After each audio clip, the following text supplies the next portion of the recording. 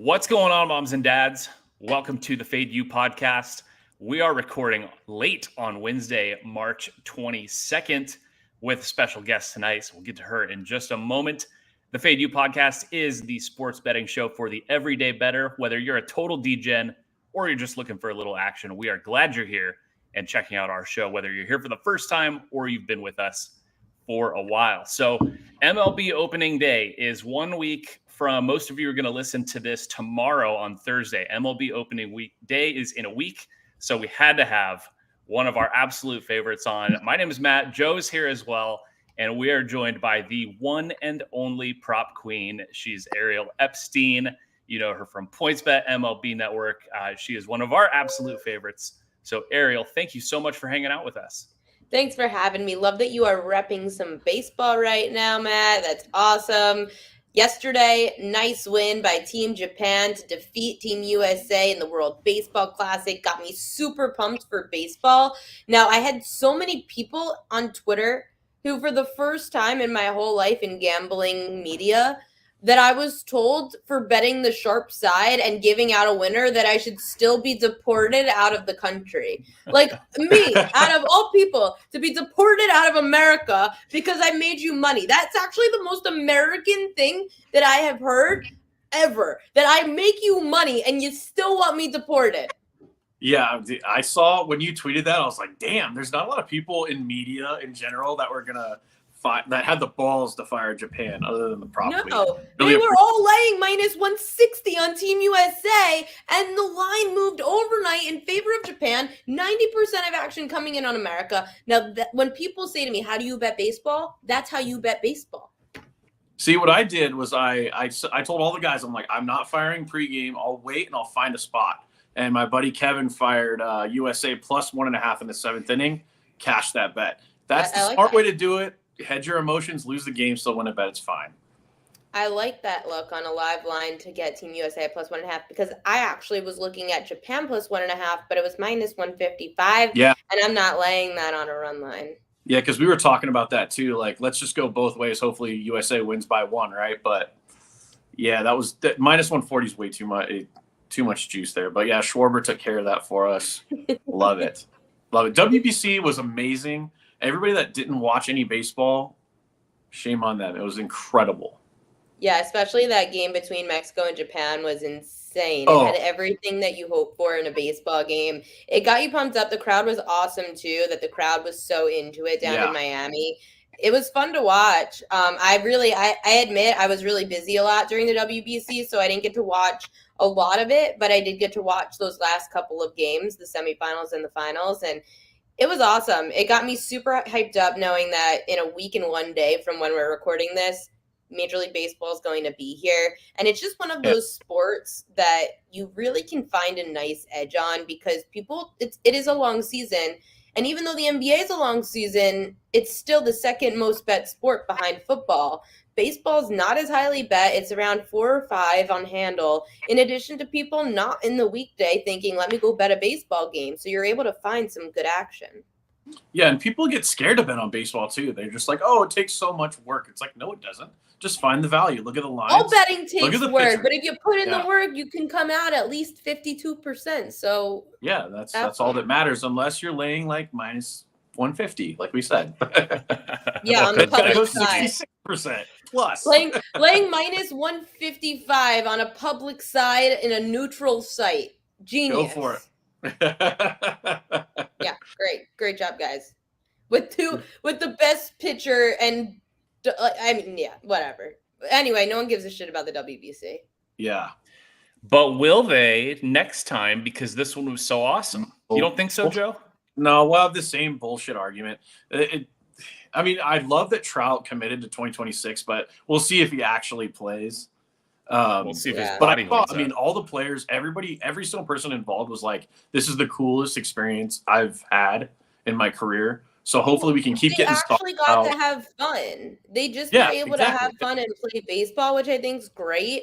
The problem is that it's during March Madness, which is idiotic. If anything, you do it, I know you can't really separate games, but at least they got the finals on a Tuesday and the semis were on a Monday, and that didn't interfere with March Madness, which is why you saw so much more media covering it, especially on social media, Monday, Tuesday. Doing baseball during March Madness is the same problem baseball has during football season. You're still going to lose to football, even if the World Series is on a Sunday. You're still not going to hit Sunday night football numbers. So it's just baseball always loses, but it was so great, the WBC. The problem is you're in March Madness, and also people are still going to always be worried about injury, just like with the Mets closer Edwin Diaz now being out for the season.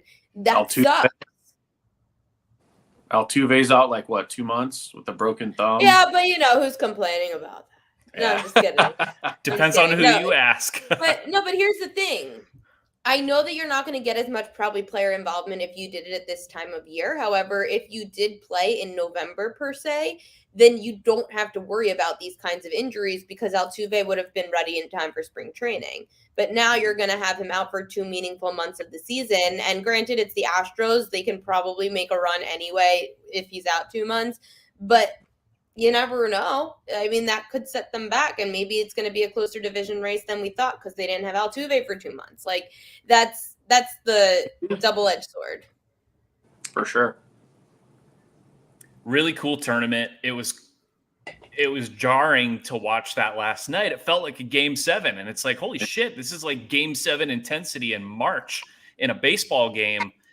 The novelty of it, I think, was really, really cool, and hopefully people did watch because I feel like I missed out. Everyone's talking about a best-of-3 series. F that. No. Winner take all was freaking awesome. Keep it winner take all. That's true. Very true. Especially with such a small amount of teams, you can't do best-of-3. There's a reason March Madness is March Madness. It's because it's not a best-of series. It's win and go home, and if you aren't prepared and you don't match, that was the thing, and that was kind of what I said about the issues that Team USA has when going through the WBC.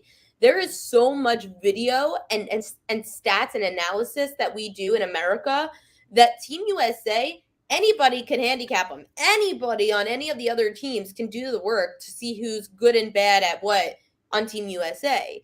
When you're Team USA trying to handicap the other teams, if you've got Team Japan and you've got a few major leaguers, that's going to be really tough for Team USA to do research. And that's what the head coach of Team USA, Mark DeRosa, said. He said, we had to really just kind of scout them through the tournament and see how they threw and their pitching angles.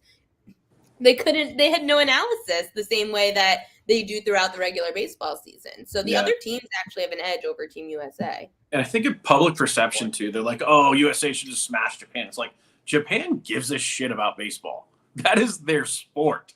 So there is a difference. Like, and also you think that Japanese, like, that they're like scared. Like, no, they're not scared. They're freaking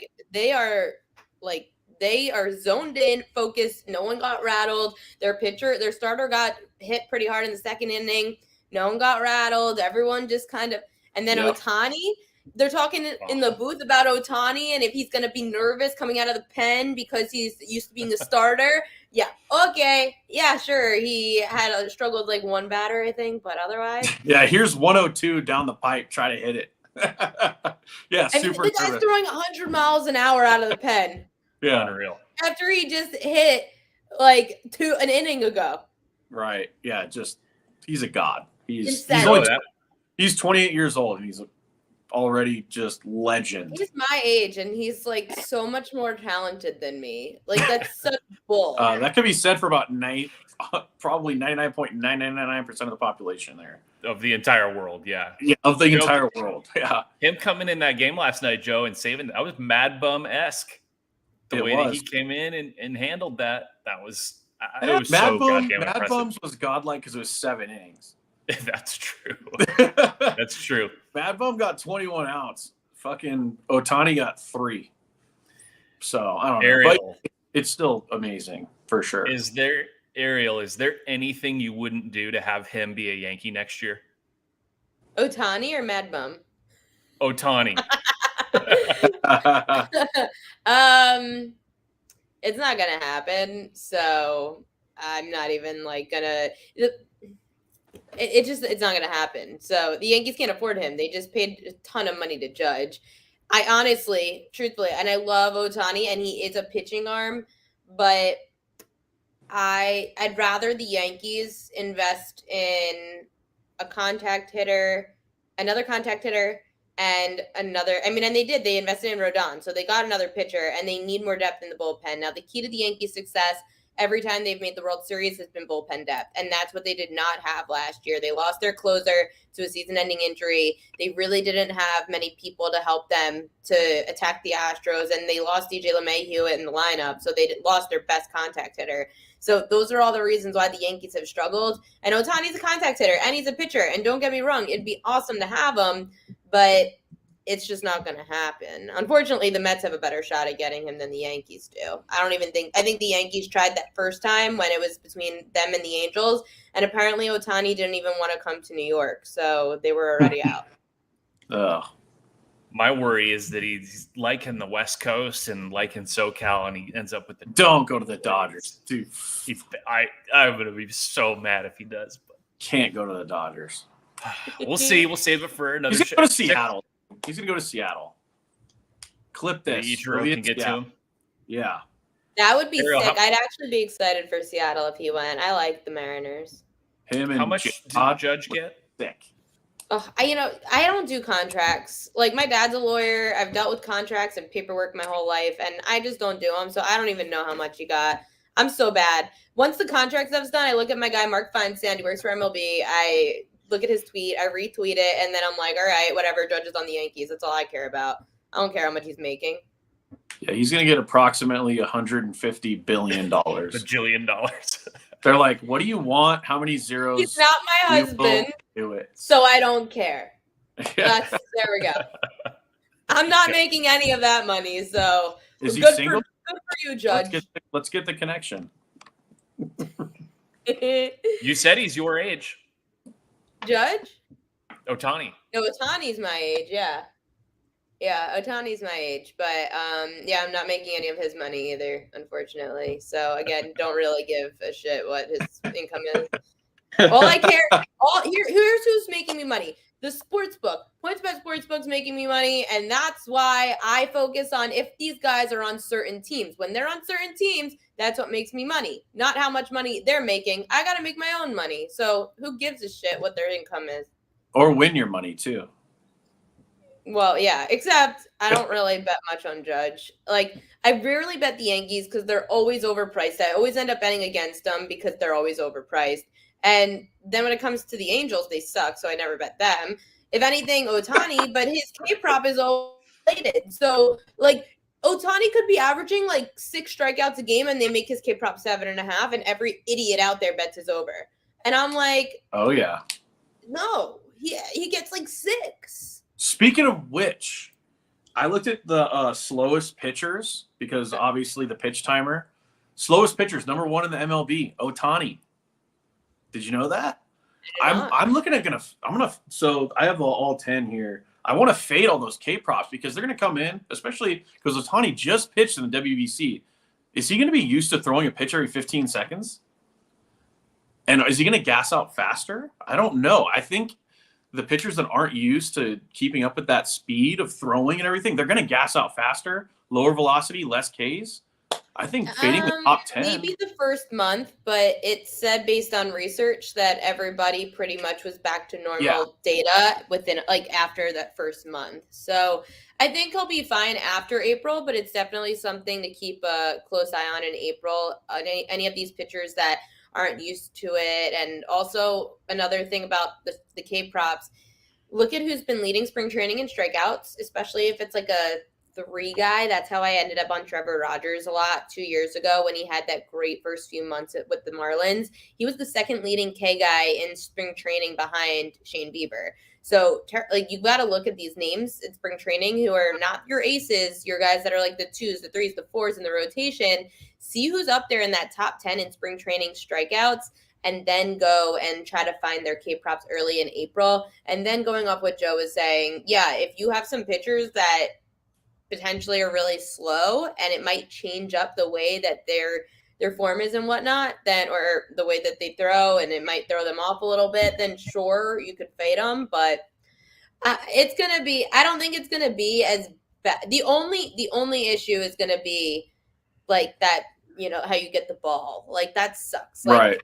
If like you have a full count and then he like doesn't get there in time and now he's walked when like he had the potential to throw that strike, like that sucks. I'm kind of interested to see too if like when a batter gets brushed off, he's got like 7 seconds to get back in the box. Like what if you take one almost to the skull and you're like, holy shit, you got to get back in there. I guess does it matter if the ump calls time? Yeah, but I mean, we'll see. I guess we'll find out. Does the clock stop? Yes, but I'm just saying, like, you get one high and inside, you take a step back, you got to get right back in there and be ready because a guy like Scherzer's going to take advantage of that. As soon as he gets the ball, he's firing that. But I don't know if you saw this already in spring training because I was actually at MLB Network doing rehearsals that day. I think it was Scherzer who was on the mound at spring training, and he got the pitch clock called on him, and he flipped out on the ref. I mean, the ump. He flipped out on the ump. And then he gave up a home run the next pitch. And that's the shit that you're going to see with guys like Scherzer and Cole, DeGrom, any of these guys that are Mad Bum even. Do we not remember Mad Bum's second outing last year where he got tossed in the first inning? So now imagine Mad Bum gets called on a ball because he took a second too long to get set up, and now he's going to get fuming, and then he's going to give up a bomb. Yeah. That's where these pitchers are going to lose their minds. So when I did this thing for like fading these pitchers, like the slowest pitchers, and I just wrote in the first like 2 starts because there's going to be value there, I think. Listen, I'm just going to run through the top 10 really quick. You're talking aces here. There's a lot of them in here. So I'm going to start from slowest to the 10th slowest, I guess. Ohtani, Luis Garcia, Corbin Burns, Yu Darvish, Alek Manoah, Lucas Giolito, Kevin Gausman, Aaron Nola, Verlander, Julio Urias. Yeah, Yu Darvish stands out all the most studs. to me. Yu Darvish is going to get screwed. Oh, yeah, Yu Darvish is especially on the road. Yu Darvish on the road is always my fade. That is the best bet. Fade you. That's why I tweeted at you yesterday. Fade you as soon as you went in, and my buddy Kevin fired that bet, and he gives up that bomb immediately. I was like, yeah, we know. Fade you. Yep, fade you, especially on the road. And now with at home, not clock, as much. And remember, these pitchers have been in the WBC with no pitch clock. So they have not gotten used to it like the other pitchers who have been pitching in spring training. Yu Darvish, Shohei Ohtani. Those are some pitchers that you named who played WBC.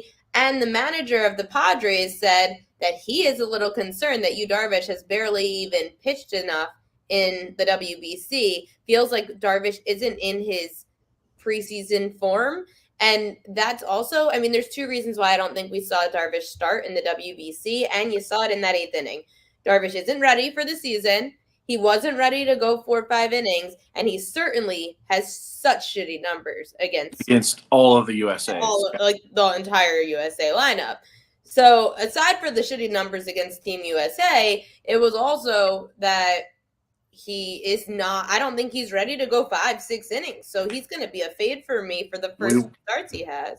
God, if we can get Yu on the first, I haven't looked at the schedule. If we can get Yu as his first start on the road, oh man, that is going to be an absolute hammer. Other team total, his under K prop, everything, every way possible. Fade him. And it's also the first 2 weeks of the year that you do have to look at manager quotes and stories because they will give you some answers as to how far some pitchers will go for the first month of the year. It usually takes 2 to 3 starts for them to start letting these pitchers go 6-7 innings. So it's not going to surprise me if Yu Darvish goes 3-4 innings in his first couple of starts. Oh, for sure.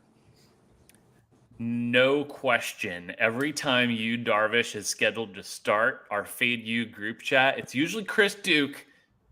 Well, it's been me for like awful time in the morning. Fade you? ?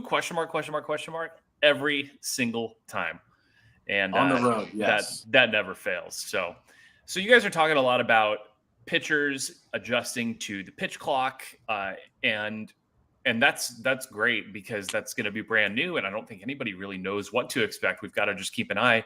Ariel, how do you expect it to affect hitters, and how should people look at hitters props maybe because it's an adjustment from that side too, right? I mean, how many guys timing is going to get thrown off? It's just a whole nother wrinkle in the whole entire sport. So what do you expect to see from the hitters perspective?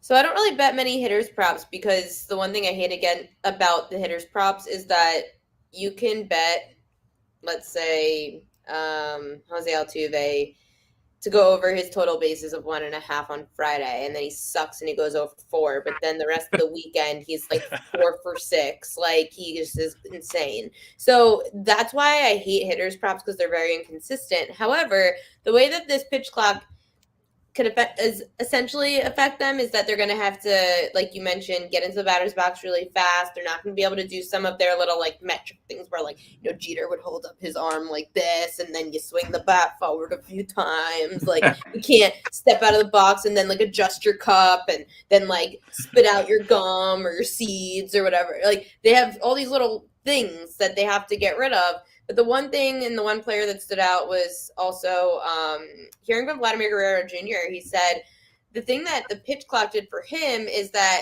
he has to get out of the on-deck circle really fast, where he used to just kind of slowly get out of the on-deck circle. Now he gets out of the on-deck circle faster, so he has more time in the box. So I think that's where you're going to see more of these players more ready to go out of the on-deck circle, so that they don't, and like maybe they'll speed up walking to the into the like up to the plate as opposed to taking their time, which is why I don't necessarily think it's going to be like horrible. The only thing is that you are going to get some pitchers that are going to try to speed things up, but they do have to, there are certain rules to that too. Like, the batter has to be set and ready, and the pitcher can't just like decide to throw a pitch. They also will get penalized for that. What I think too, Matt, is runners on base, because the pitcher can only disengage twice. Mm-hmm. They can only throw over twice. They can only step off twice. So if they do that and you got like a prolific base stealer on first, you know that guy can go at first movement. So I think, and if you look at steals in spring training, they're up 20%.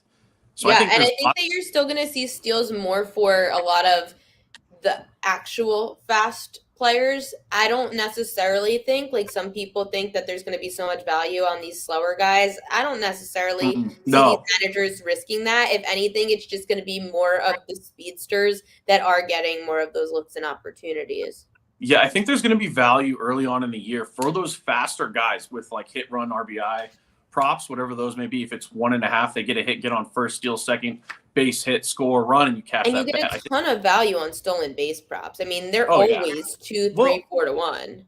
I don't know if, I mean, I think they're going to be deflated going, or maybe I guess it's going to be interesting. Yeah, it's going to be interesting if some of these guys, like a Trey Turner, a Cedric Mullins, any of these really fast leadoff hitters, if they end up getting their stolen base odds down to plus 150 as opposed to where they were at plus 250 for sure. 3 to 1. And I'm going to keep an eye on too. Like, the entire D-backs lineup is going to steal 25 bases. So that's my favorite team total bet of the season. D-backs over 74.5. I just think they're great defensively, and I think they're going to be better on offense. And yeah, so I find a lot of value in all those guys. I mean, they stole the most bases last year. I don't see how they don't do it again. It's a valuable market. So with the stolen bases too, is there any reason to look more maybe at overs if we're expecting more successful stolen bases? Maybe like Joe said, a single guy on first, steal second, getting more runners in scoring position. Could that be a reason to maybe look at overs? I think that's going to be baked into the line, right, Ariel? Probably baked into the line a little bit, but it's going to be something to really monitor and look out for. But yeah, I mean, usually stolen bases are only over a half. You never see like over 1.5 stolen bases on a player. It's always like over half a stolen base. Yeah.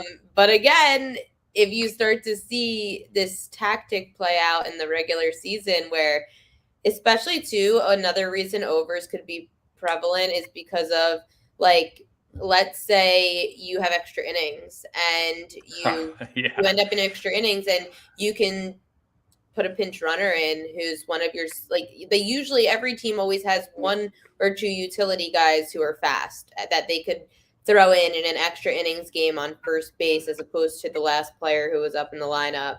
That would be really interesting for like live betting purposes. If you're able to get like a live stolen base on the pinch runner coming in and then him try to throw it off that pitcher. But again, the pitchers are going to be smarter about it. So I think it's going to be a really interesting game to play with the pitchers and the base runners. But it's, again, very fluky market that if you want to have some fun and get a little bit of a payout, sure, go have fun with it. But I just really don't give out offensive props ever because it is so fluky.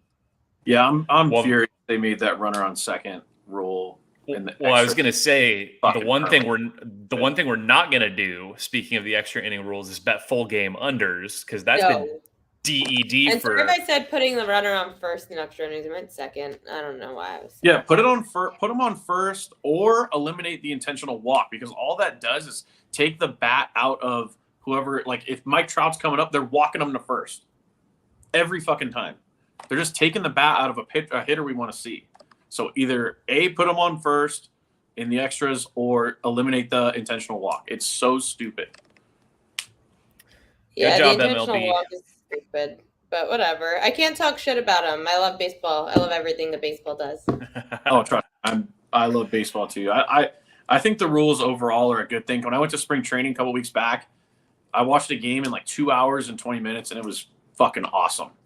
It was awesome. I think it's great. I think the new rules are great for speeding up the game. Now, I don't know if it's necessarily bringing in new viewership, but I do know it will retain its viewership, and it's better for the people in the seats at the stadium to not sit through 4-hour games, even though I'm sure the owners don't love that they're probably making less money from less vendors, I guess. Who knows? But anyway. Exactly. That's the one downfall is you can't get as many beers. You like see the seventh inning is like an hour and a half in. You're like, oh, damn it. But I like, again, I think that the pitchers can't stand there for forever, step off, step back on. I love that the hitters are going to actually approach the box faster as opposed to just like slowly going, because that is the reason why you do see some games like on the college level, the minor league level, because they're not schmoozing their way through. They're like energetic, ready to get in there, ready to play the game, ready to prove themselves or whatever it is. Like, it's very rare that you even saw those college and minor league games go like 3.5, 4 hours. But now with Major League Baseball, I think it's going to be really good to implement it. So we'll see. What about the shift? How do you feel about that? Well, I love it. I hate the freaking shift. And you know what? It makes sense too because the Yankees were the ones that they had what, like 13% of the time they were shifting, which is the lowest in the majors, and they have great defense. So this is not going to affect them at all. No, and like again, I'm not a biased fan because to be honest, I don't care about the Yankees until they make the World Series. They're going to be in the ALCS and they're going to lose in 5 or 6 every time until they tell me otherwise. And here's the thing. I always tell people, I'm like, I paid to go to Game 5 of the ALDS against the Guardians because I knew it was the last time I'd be at Yankee Stadium happy that year. I knew it. I was like, they have a really good chance of winning this game. I sat through so many freaking rain delays. I was at Billy's Sports Bar for like 10 hours between 2 weekdays. Monday to Tuesday, I was at Billy's for 4 hours each.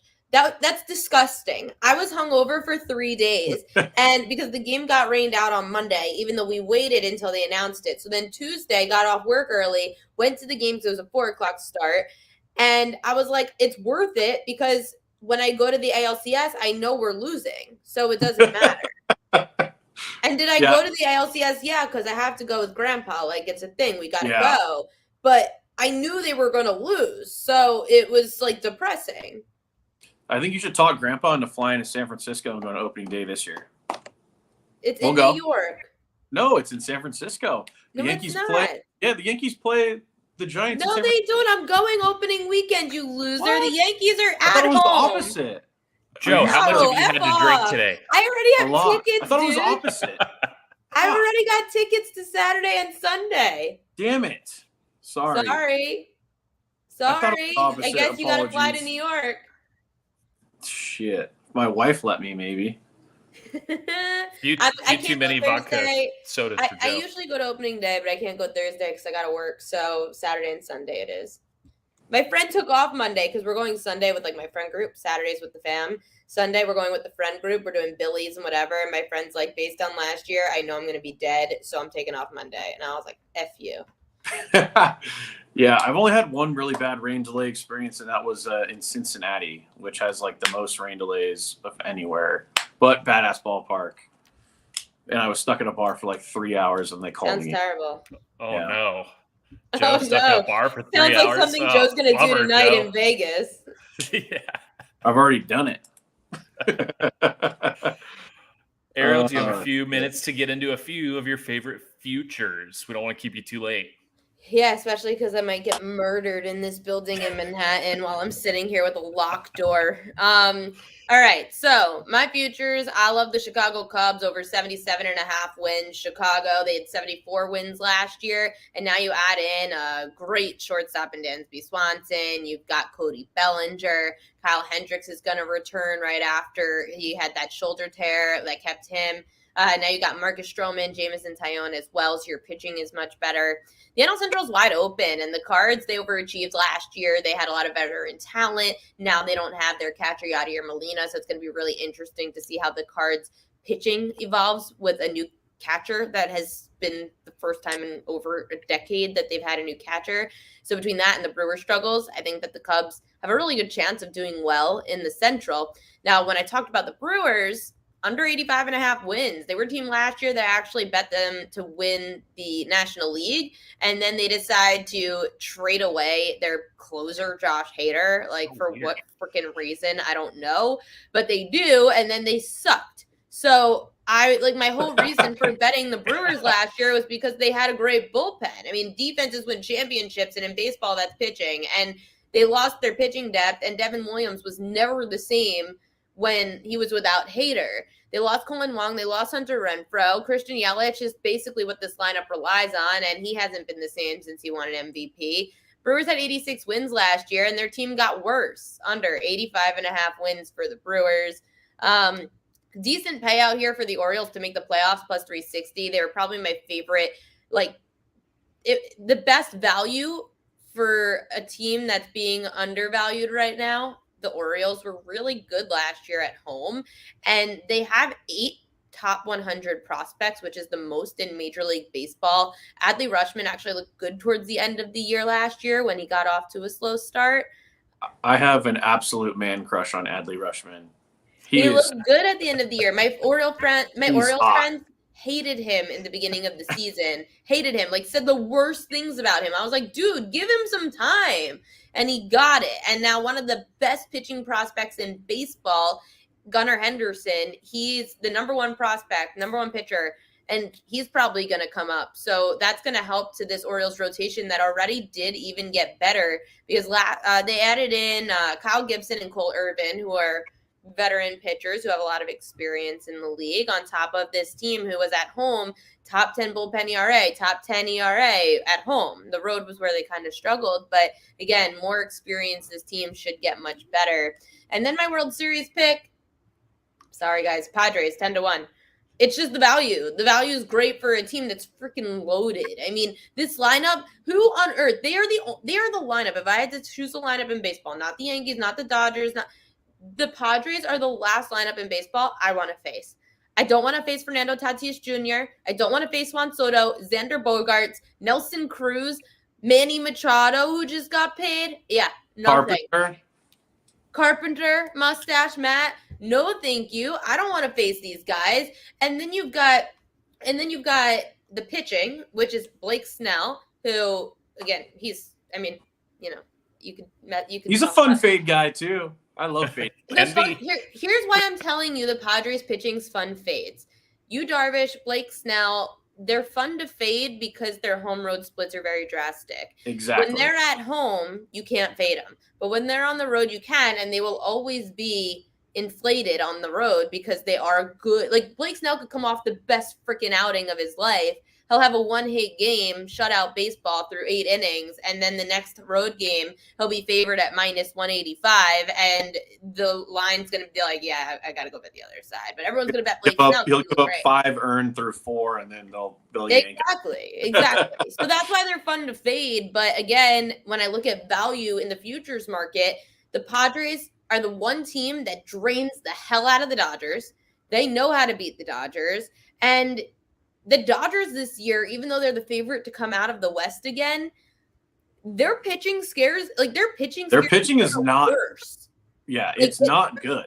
Right. Like they're pitching the injuries and they don't have one of their best pitchers, Walker Buehler. Clayton Kershaw can't even make an opening day start anymore. He's always scratched. Dustin May's going to be on like a pitch count. Right. They're all banged up. So I don't really trust the Dodgers and their starting pitching the way that I trust the Padres starting pitching. So, and like we're also forgetting Joe Musgrove, and this was a top 5 bullpen last season. So Padres 10-1 to me. Honestly, if there's a team, they're out for vengeance. They lost to the Phillies in the NLCS, and they can get there again. They're better. So 10-1 Padres. That's my World Series pick. Yeah, they're definitely better, and I think love it. Padres are worse. And people like they're still at 96. I love 96.5. I love their under just because look, Gavin Lux ACL. They lost Justin Turner and Trey Turner, so they're way younger and their pitching's beat up. Are they going to win 97 games? It's going to be tough. I think that's why I think the D-backs look good. I think the Giants always play them tough. Only thing that scares me about the D-backs is every freaking person I've talked to in betting loves the D-backs this year, and that scares the shit out of me. Don't tell me that. Don't tell me that. It's the reason I didn't bet them because I just was like, nah. If I hear all these people, I'm like, nah. And these aren't like MLB people. Like, here's the difference. When gambling people tell me one thing and that they're betting and they love them, I'm like, oh fuck. But if MLB Network people are telling me that they like something, I'm like, all right. Like, you're like MLB, yeah, like you're right. Cubs. Yeah, I'm like, okay. Like MLB Network people, they like the Cubs a lot this year. So, I don't know. I trust them, but I still got to talk to my MLB research people because they are the best. Like the MLB research team. Oh yeah. I'm sure. Oh my god. Like they're the ones that I asked at the beginning of WBC, hey, who has the best chance to beat USA? And they told me Japan. I'm like, that's a sharp bet for sure. I just couldn't bring myself to bet it because I'm a homer. The best part about baseball and why people are like, oh, why do you love to bet baseball so much? And I'm like, because it's the one sport that you can actually match up baseball analytics with like gambling knowledge, and it works. Other sports, it's really hard. The NBA, no one likes to play, so who cares? The NFL, it's a different playbook every week, so it doesn't matter what the numbers tell you because numbers mean nothing in the NFL if you're changing up the entire playbook for an opponent. And like, yeah, there's ways to handicap each sport, but to me, baseball is that one sport that you could really take analytics, mesh it with the gambling knowledge, because it's so often like there's enough numbers to back up what you need to know when you see something in the market that looks like there's an edge. Right. And like you said, there's fishy lines too. They know everybody's betting the Yankees and they're going to move that line appropriately. And then we can just do the but the average bettor doesn't know that. Yeah. I love it. Love it. And then there's also like, you've got to look at the guys that like Coors Field under on K props. Those are huge too. A lot of away pitchers, not home pitchers. The away pitchers going to Coors, especially lefties, they tend to struggle in Colorado because of the altitude. They don't pitch as long, etc. So you tend to see a lot of unders at Coors Field too. That's a great nugget. That was really strong last year, right? Really strong, especially. I'm pretty sure I have to double check, but I'm pretty sure it was lefties. Away lefties at Coors were huge to the under because the Rockies just didn't strike out much against lefties anyway. On top of being at Coors, these pitchers, like I remember last year, I was actually with our friend Kelly in Vegas. We were getting hammered we were at a steakhouse, had 2 bottles of wine. Then we went to the bar in the steakhouse. And I found out that my blackout concoction is an espresso martini after 2 bottles of wine. Oh, that's why you guys said that. Yeah, that tweet.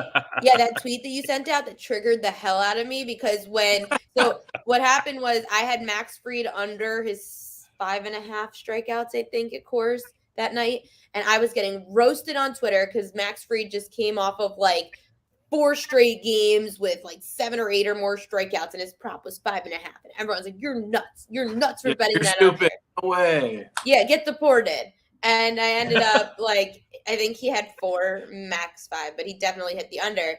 And then I was celebrating, but then I don't remember the rest. 2K props, the best ones when we were firing the over on Hunter Green. Remember? Yes. He's over 6.5. He's getting 7, but he's also giving up 7. What runs. about that game where Hunter Green gave up 7 runs but had 9 Ks? Yeah, it was 7 and 7. That was we were texting back and forth and we were laughing because we were like, holy shit, we're gonna lose this bet. But he struck everybody out and they gave up a million runs. And then the one where I was blacked out at a bar and I texted you, remember, bang. And which one? The one where he was wrong. I think it was free. No, it wasn't Freed. It was I think it was a Brave. It was. I can't remember who it was.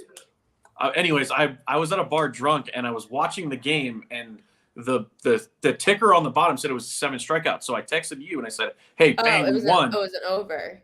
You tweeted it. He and then it was only 6. Banged it. No, I remember because I was at mini golf. Yes, that's exactly. Yeah. And then you tweeted it because Joe texted, and he jumped the gun a little. It was the Phillies game. Yeah, I think. I think it was Nola. Was it Nola? Yeah, it was Nola. Yeah. Or Wheeler, one of them. Yeah, it was one of the two. But I was playing drunk mini golf at Swingers down in Manhattan Midtown, and I'm out with my friends who are girls who clearly don't give a shit about what baseball game is on a random weekday. It was a Thursday or Wednesday. Yeah, it was a random day. And then you guys freaking text me that we won.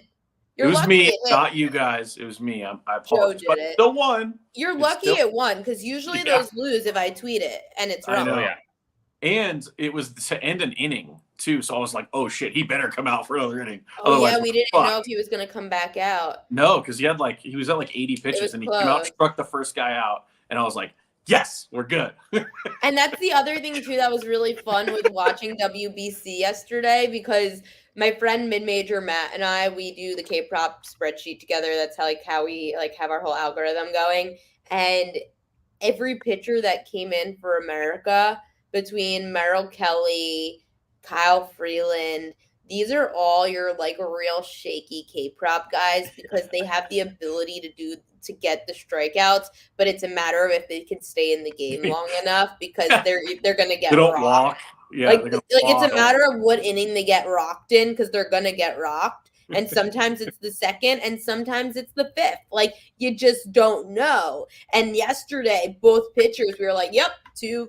This is just normal early season form for these guys. Second inning in and they get slammed and they get pulled yeah.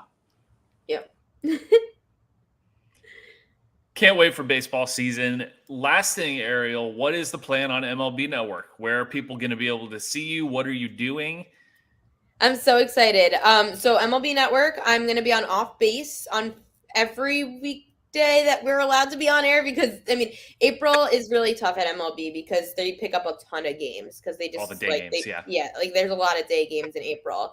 But for the most part, we'll be on Off Base 4 p.m. Eastern time between me, Lauren Gardner, Xavier Scruggs, and a rotating player every show. And every Friday between 11 and 12 p.m. Eastern, I'm going to be on High Heat with Chris Russo. So I'm really excited about that. Wow. I know. I'm going to have a segment with Mad Dog on Fridays. I'm so pumped. And then I'm going to have my own show on PointsBet. So I'm here at the PointsBet offices now. PointsBet, I'm going to be debuting my Major League Baseball podcast next week, where we will be doing, the beginning of the podcast will be all about what you might have missed in baseball the night before because you hate watching the games.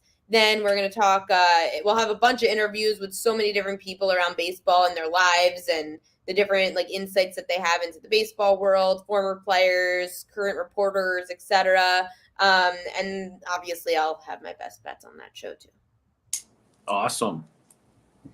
Can't wait to check all of that out. That's going to be awesome. I can't believe it's only a week away. Oh, I'm so excited, guys. I'm so over, love you, the NBA. Thank you for employing me. But this is just that terrible time of year in basketball where teams are tanking, players are getting hurt and sitting out till the playoffs start. So I'm ready for a new sport.